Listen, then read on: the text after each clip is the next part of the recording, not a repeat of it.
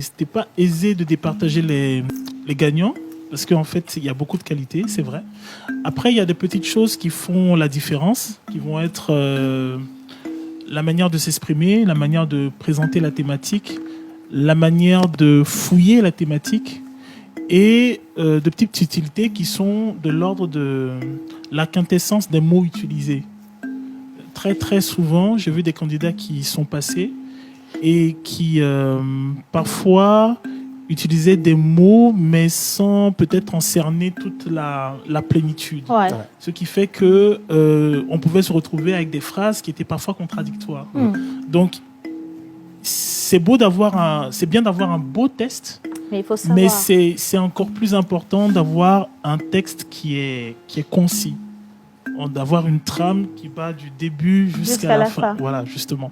Donc je pense que c'est, mettons, un des aspects qui a départagé la plupart des candidats. Mais sinon, ils étaient quand même assez bien. Basiquement, Oui. tout le monde Oui, avait du niveau. Alors, mettons que il y a beaucoup qui savent vendre leur texte.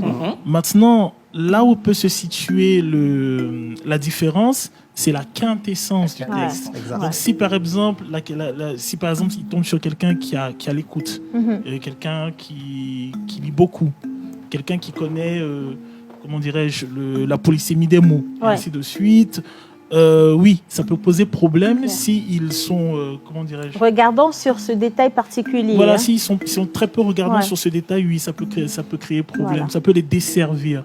Surtout qu'ils sont appelés à affronter des candidats qui sont francophones d'autres pays qui ont un rapport aussi particulier à la même langue qu'ils utilisent. Voilà.